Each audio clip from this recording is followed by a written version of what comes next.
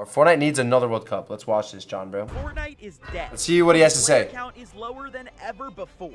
Pro players and content creators are quitting left and right. I am officially quitting competitive Fortnite. I'm just kind of doing it because of the money, and it's just not who I am, so that's why I'm gonna just go do some fun, you know? I've had enough, man. No, I'm not even kidding, dude. I mean, Ninja hasn't even quit though. Enough. I can't even. I'm leaving. I'm done. In fact, I'm honestly, dude. I'm not even gonna. I gotta take a break from streaming, dude. And quite Out of content. frankly, Out of it's just context. not as fun as it used to be. I'm done. I'm done. I don't want to play. I don't want to play. But what if I told you that we could bring Fortnite back to life? Really? Yep, me and you and whoever else is watching this video could bring our favorite game back to its glory days. Today, I'm going to cover 3 main ways that I think Fortnite can revive its dying community. And those 3 things are LAN events, esports and content teams, and unique Fortnite content. And make sure to stick around to the end of the video because I'm going to teach you guys how you can make better Fortnite content yourself and help each other out by making Fortnite what it used to be. But let's start. That's an ad. That's an ad. The title, which is bringing back the World Cup. You see, there is a severe lack of community building in the form of live events in Fortnite. Sure. A majority of Fortnite's tournaments... They haven't done a live event in so long, actually. Which is incredible for accessibility for some players, but it does limit players from ever meeting up in person. These live events are crucial for building... Yeah, they've been doing live events every year now, though. Not just for the individual players and their fans, but also for Fortnite as a whole. This idea of hosting LAN events is often taken for granted in gaming. For those of you that don't remember, before COVID, it felt like there were LAN events happening left and right. The summer skirmish, the winter skirmish, the secret skirmish, dream hacks were happening. Yeah, that's and true. of course, the Fortnite World Cup. These events gave fans the opportunity to gather and celebrate their favorite game. They could buy merch, meet their favorite creators and pro players, and most importantly, have fun and meet the people that they used to play squads with at home. It really is just a combination of the online... They're still doing and LANs, worlds, though. And it's a really beautiful thing, and if you haven't gone It's just to a not big LAN event, anymore. I totally recommend you check it Corona out. and Tfue. The World Cup was definitely the most successful LAN tournament in the history of Fortnite, and perhaps in esports as a whole. There were 10 weeks of online qualifiers, which led up to a massive 3-day event, and over 40 million people competed, hoping to earn a spot in that top 100. The tournament was held in New York City in the Arthur Ashe Stadium, which is also the home of the massive tennis tournament, the US Open. It can hold a whopping 25,000 fans. To say people were hyped for this Now event he's is an yapping. understatement. It was the biggest Now he's yapping. ever, with a prize pool of over $30 million up for grabs that weekend.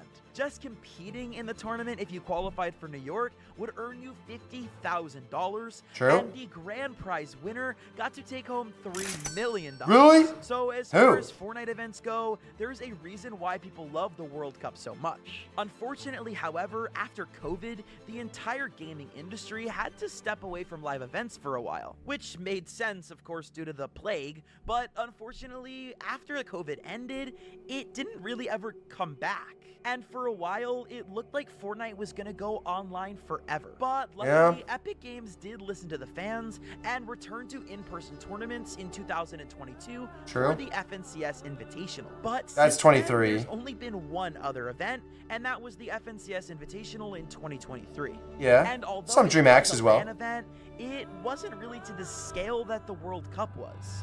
The first Invitational, held in Raleigh, North Carolina, could only fit just over 10,000 people, which is almost a third They didn't of the fill, audience though. that the New York World Cup had. All this being said, Fortnite is a very hard game The- to host doubt- live events. Copenhagen for, was way so better. I do understand why they don't have them all the time. I mean, just imagine 100%. how big of a stage you need to hold 100 competitors at once, not to mention any judges Yeah. or other officials that you need to keep things moving. On top of that, you do have to provide housing and travel costs to the competitors, and if they're under 18, you have to provide that for their parents as well. So altogether, it is a logistical nightmare to hold these things. But True. overall, I really think that the reward outweighs the cost that these events hold. And I don't work at Epic Games, so I don't know the exact numbers of what it costs to hold one of these tournaments, but I can for sure say that they drive our community together. Yeah. It creates an environment for people to create in Wait, that's me. person and IRL content as well, which we're gonna talk a lot more I'm about. so bad at vlogging, But bro. while we're talking about how hard it is So to drunk. hold LAN events in Fortnite, we have to bring up gaming organizations and esports teams, because they are truly the backbones of the esports community. Well, at least they are in many other games. But in Fortnite, things are a little bit different. Too many people. The presence of gaming organizations in Fortnite Uh-oh. has been relatively controversial. There are plenty of orgs that are run badly, are manipulative, and in some cases just dangerous. Even some of the biggest orgs in the world have had major controversies. For those of Why is you he that saying don't like that? remember, Tfue was a massive member of FaZe until they had a huge falling out, and Tfue said this about being part of the team. These kids are getting ripped off. They're getting taken advantage of. These Alright, besides the org stuff, bro. Besides the org stuff. This is unnecessary, bro. I'm not gonna lie. They should just be fully focused on it. I just lost my train of thought. I'm just gonna keep playing it. contracts are not okay, and this needs to never happen again. And there's tons of people. in I just fully contracts forgot what I was gonna this say. bad, just like me. My brain just... And I'm the first person to stand up and say this is not right. what was I this gonna is not cool. Definitely a rough review from Turner there. Wait, what was I gonna say? But not all gaming organizations are evil. Some are actually very well run and very beneficial for players to join. But why would a player want to join an org? All the org would do is take their earnings, right? Well, not exactly. That's not really what an org does. Oftentimes what orgs I think what I was gonna say is this stuff, like gaming organization stuff, is not gonna be what kills the game. It's not what's hurting the game. Like this org stuff, you know what I mean? It's just like the overall player base is like falling down a little bit. That's it. do is provide a salary to help support a player in between tournaments and provide some stability during dry spells and bad tournaments. For example, if Booga went an entire season without placing well in a tournament, he might not make that much money from the game.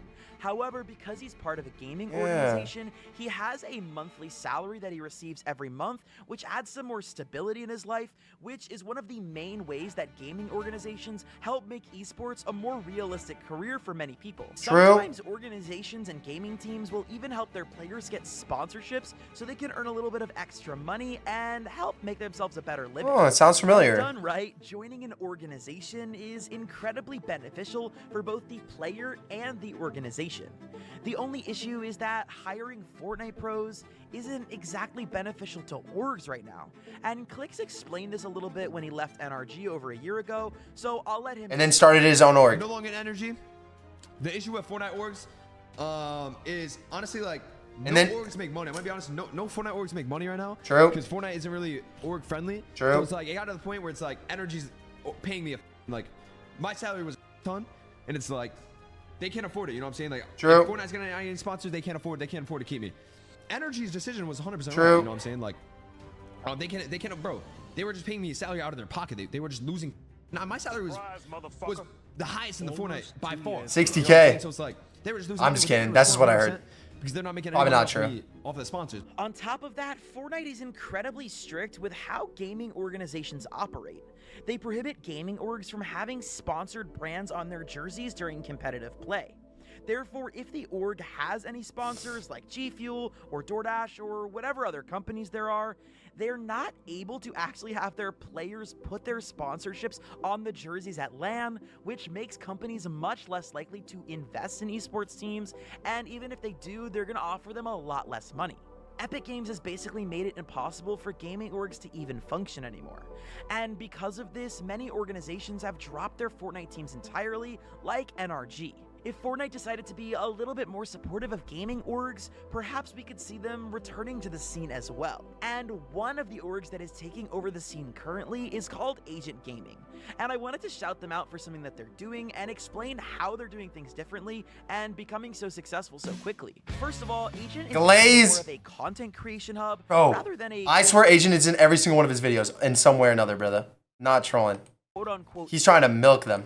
esports teams. I mean, it seems like these guys are trying to bring back the OG FaZe House vibes. With massive players like Peterbot, Bucky, and Scented, this is the first time in a long time that we've seen a proper content house. Pilot as well, what? I think one of the most interesting parts of this house is seeing Bucky and Scented focus on content creation even more than competitive gaming. We're getting to see the behind-the-scene lives of some of these players that we would otherwise know very little about. Many pro players Crazy as have just kind of disappeared disappeared after their PG streamer. primary game, but I think a lot of them are missing out on using their platforms to build crazy content like what we're seeing out of the Agent House. True. I won't show you guys the clips from their videos because they aren't necessarily family friendly for my channel, but if you're old enough and don't mind a little bit of cussing, these guys have made some seriously hilarious content that you True. gotta check out. And that brings me to my next They actually do have good video, content. which is creative Sometimes and it's different content creation. a little bit Before much, I though. continue, I am not trying to be rude at all to any creators, and I'm not going to mention anybody by name in this segment. But I think we can all agree Fortnite content has gotten a little bit repetitive.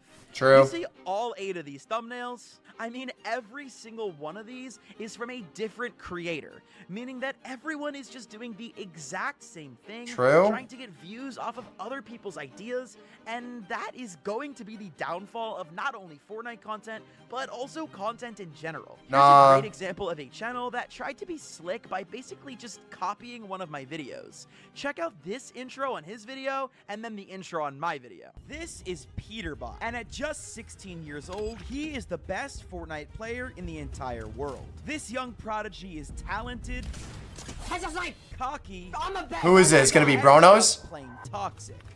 Who is it gonna be? Oh my god! This your now. However, he wasn't always like this. Today, I'm going to talk about Peterbot's journey to the top. This of is good editing. Fortnite, and more importantly, That's actually good what editing. might just be his downfall. This is Peterbot. At just 16 years old, he is one of the best Fortnite players to ever exist. This young legend is just straight up talented Oh my god! and pretty toxic. Oh my god! Someone call an ambulance! Today, That I'm was gonna be talking toxic. about Peterbot's journey to the top of competitive Fortnite. Yep, super creative, buddy.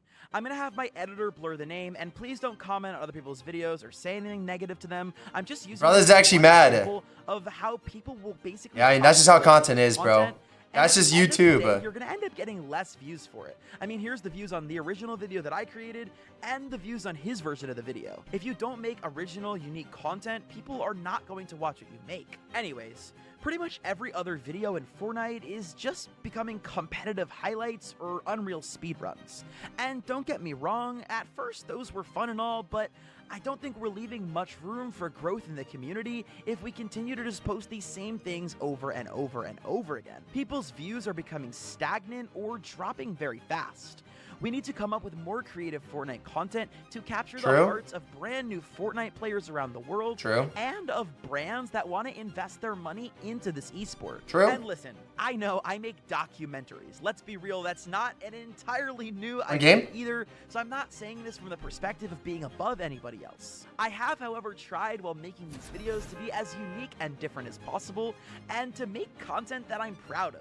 Not just videos I can throw up to get views or make a couple dollars. And this is where you guys come in. I truly want to questions and comments about content creation in Fortnite, and I will do my best to answer as many. Okay. Yeah, W video though, dude. Actual W video. He looked kind of yapped a little bit about just orgs and stuff, and just didn't really get into too much details. Just saying how more lands would be cool, and we should do more content with orgs like what Agent's doing. That's about it. Yeah.